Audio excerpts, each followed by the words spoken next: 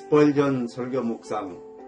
오늘 말씀은 1857년 2월 1일 주일 아침 설교 말씀으로 제목은 사람들이 구원받는 이유이며 본문은 시편 106편 8절 말씀입니다.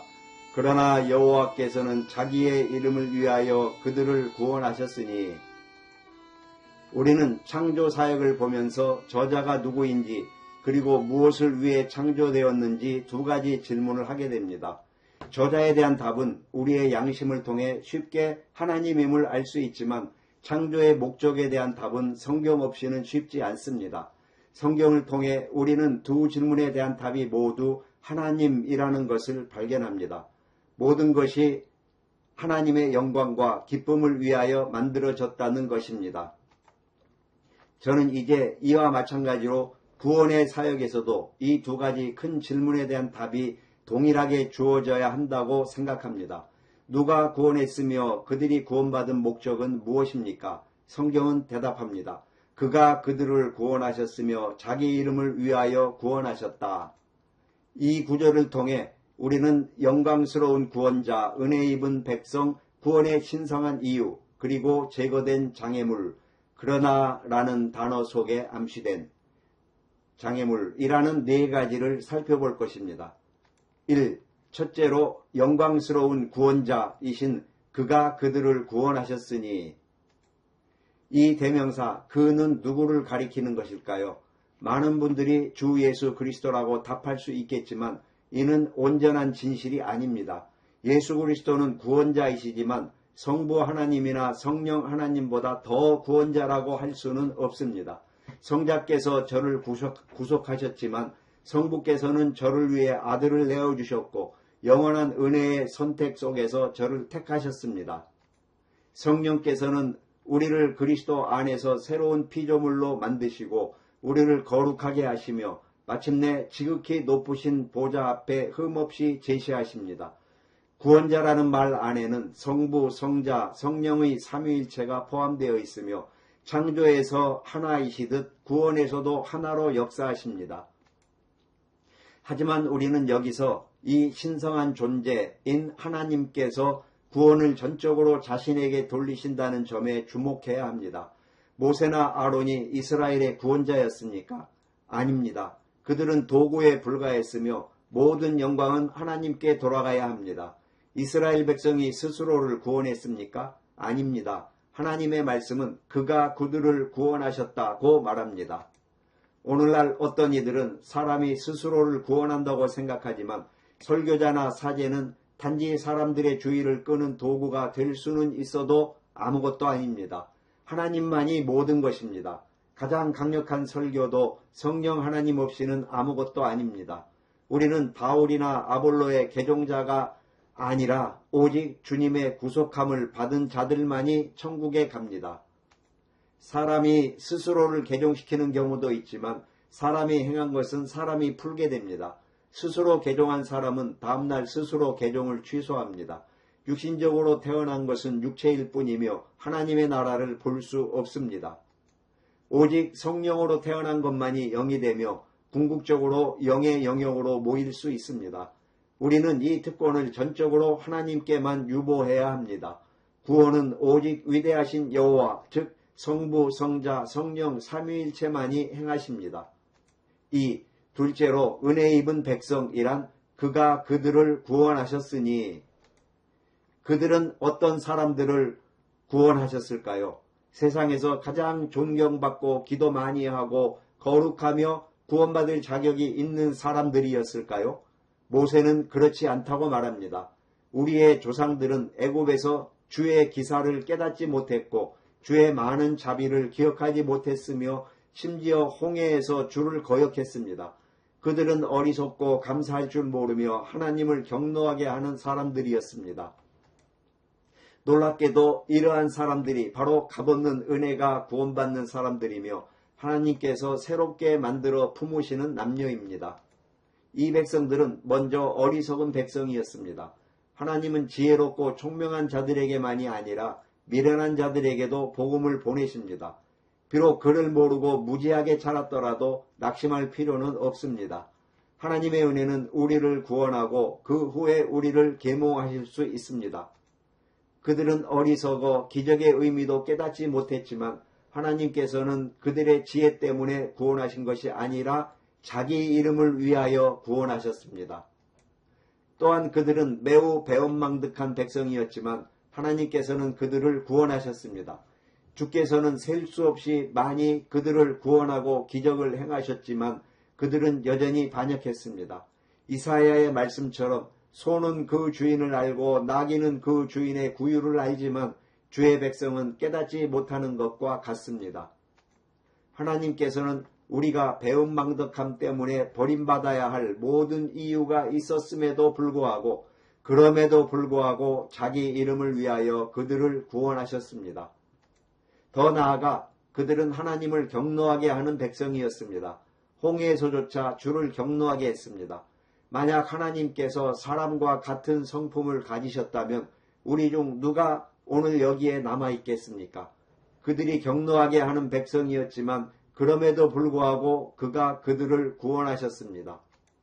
저는 이 메시지를 듣는 청중 혹시 자신이 죄를 조장한다고 생각하는 분이 계실까 염려하지만 이는 제가 여러분을 죄 가운데서 편하게 하려는 것이 아닙니다. 구원받았다는 것은 단순히 천국에 가는 것을 의미하는 것이 아니라 죄에서 구원받는 것, 즉 새로운 마음과 새로운 삶을 받아 새 사람이 되는 것을 의미합니다. 그리스도께서 가장 악한 사람들을 데려다가 성도로 만드신다는 사실이 어떻게 방종을 조장할 수 있겠습니까? 하늘의 성도들도 한때는 당신만큼 악했지만 어린 양의 피로 그들의 옷을 씻어 희게 했습니다. 회개하는 여러분 용기를 내십시오. 그럼에도 불구하고 그가 자기 이름을 위하여 그들을 구원하셨습니다. 3. 셋째로 구원의 이유이신 그가 자기 이름을 위하여 그들을 구원하셨으니 하나님께서 사람을 구원하시는 데는 자기 이름을 위한 것 외에 다른 이유가 없습니다. 죄인에게는 구원받을 자격이나 자비의 추천을 받을 만한 것이 아무것도 없습니다. 어떤 사람이 자신의 재능이나 도덕성 때문에 구원받을 것이라고 생각한다면 그는 틀렸습니다. 만약 재능 때문에 구원받는다면 사탄이 구원받았을 것입니다. 우리의 도덕성과 선함은 더러운 누더기에 불과하므로 우리가 행하는 어떤 것 때문에도 구원받지 못할 것입니다. 우리는 오직 하나님 자신과 관련된 이유로 그분의 가슴에 있는 이유로만 구원받아야 합니다. 자기 이름을 위하여 라는 것은 하나님의 본성, 속성 그리고 인격을 의미한다고 저는 생각합니다. 이는 또한 그리스도 안에 계신 하나님의 이름, 즉 그리스도를 위해서 구원하신다는 의미도 포함할 수 있습니다. 첫째로 그가 자신을 드러내시기 위함입니다. 하나님은 완전한 사랑이셨고 그것을 드러내기를 원하셨습니다. 태양과 달을 만드셨을 때 사랑을 보여주셨지만 구원의 위대한 무대 위에서 자신을 완전히 드러내셨습니다. 구원의 발코니에서 하나님께서는 자신의 능력, 공의, 사랑, 신실함 그리고 진리를 보여주십니다. 둘째로 이는 자신의 이름을 변호하시기 위함입니다.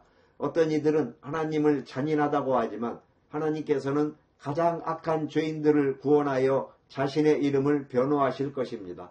그들이 더 이상 하나님이 자비롭지 않다고 말하지 못하게 하실 것입니다. 셋째로 구원받은 백성들이 그분의 이름을 사랑하게 만드시기 위함입니다.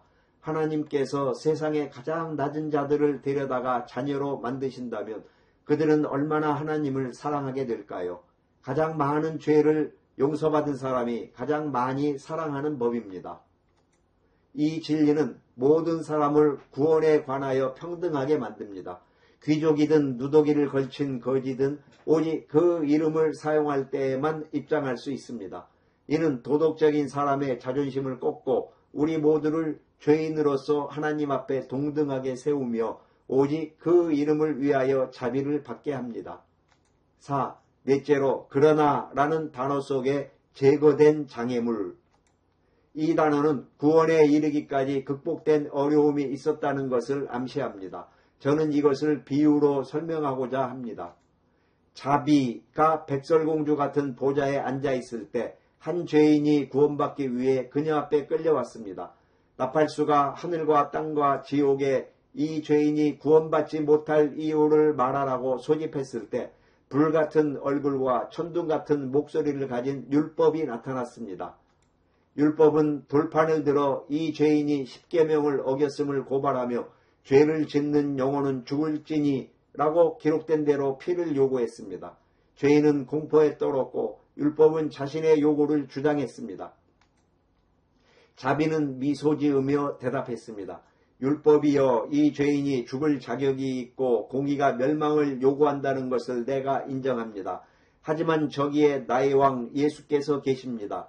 그분이 이 빚을 어떻게 갚을 수 있는지 말씀해 주실 것입니다. 예수께서는 자신이 대신 땀방울이 피가 되도록 동산에서 기도하고 채찍질 당하고 십자가에 못 박혀 죄인이 빚진 모든 것을 갚겠다고 말씀하셨습니다. 율법은 만족한 얼굴로 돌아와 자비에게 말했습니다. 더 이상 아무것도 말할 것이 없습니다. 예수께서 대속물이 되셨습니다. 이제 저는 공의의 빚으로서 이 죄인의 무죄 방면을 요구합니다. 자비가 다시 나팔을 불어 이 죄인에게 반대할 것이 있는 모든 이들을 불렀을 때 다음으로 양심이 나타났습니다. 양심은 날카로운 속삭임으로 이 죄인이 너무 많은 죄를 지었으므로 벌을 받아야 하며 죽음 이후에도 끊임없이 그를 괴롭힐 것이라고 주장했습니다. 자비는 잠시 멈추게 한 후 우슬초 한 묶음을 가져와 양심에게 그리스도의 피를 뿌리며 말씀했습니다. 하나님의 아들 예수 그리스도의 피가 우리의 모든 죄를 깨끗하게 하느니라. 그러자 양심은 아무것도 할 말이 없습니다. 라고 말했습니다. 세 번째 나팔이 울리고 가장 깊은 지하실에서 사탄이 으르렁거리며 나타났습니다. 사탄은 죄인이 만취 상태에서 하나님께 돌이키지 않겠다고 맹세하며 지옥과 맺은 언약, 서약을 들고 왔습니다. 자비는 그 문서를 보고 말했습니다. 이 사람은 다른 사람의 재산을 함부로 서명할 권리가 없습니다. 이 사람은 오래전에 값을 치르고 사신 바 되었습니다. 죽음과의 언약은 무효화되었고 지옥과의 동맹은 찢어졌습니다. 사탄, 너는 내 길로 가라. 사탄은 죄인이 복음을 조롱하고 하늘의 권위를 경멸하며 자신의 친구였다고 항변했지만 자비는 악마야 물러가라. 그러나 라는 이 단어가 그가 회개하지 않았던 시절에 모든 것을 지워버린다. 너는 지옥으로 가라. 너는 영원히 용서받지 못할 것이지만 이 죄인은 용서받을 것이다. 라고 선언하셨습니다. 마지막으로 나팔이 울렸을 때 아무도 대답하지 않았습니다. 죄인이 용감하고 큰 목소리로 서서 누가 하나님의 택하신 자들을 고발하리요? 라고 외쳤습니다. 그는 지옥을 보았지만 사탄은 쇠사슬에 묶여 있었습니다. 그는 하늘로 올라가 하나님께서 고발하시겠습니까? 라고 묻자 아니다. 그분은 의롭다 하시느니라 라는 대답이 왔고 그리스도께서 고발하시겠습니까? 라고 묻자 아니다. 그분은 죽으셨다 라는 달콤한 속삭임이 들려왔습니다. 이제 죄인은 기뻐하며 누가 우리를 그리스도 예수 안에 있는 하나님의 사랑에서 끊으리요? 라고 외치게 되었고 자비의 발 앞에 엎드려 영원히 자비에 속하겠다고 서원했습니다. 그러나 라는 단어는 장애물이 제거되었음을 보여줍니다. 죄인이여, 당신의 어떤 어려움, 어떤 그러나가 있더라도 그것이 구원자의 사랑을 조금 더 덜하게 만들지는 않을 것입니다. 회개하는 마음으로 예수께 나와 그의 십자가를 바라보고 믿으십시오. 예수께서는 당신이 가장 멀리 죄악에 빠졌을지라도 그분을 필요로 함을 안다면 자비를 베풀 것이며 우리의 하나님께서는 풍성하게 용서하실 것입니다. 이처럼 우리의 구원은 마치 거대한 빚을 탕감받는 것과 같습니다. 율법, 양심, 심지어 사탄까지도 빚을 갚으라고 외치지만 예수 그리스도라는 보증수표가 모든 것을 지불했음을 확인하면 더 이상 아무도 우리에게 빚을 요구할 수 없게 되는 것입니다.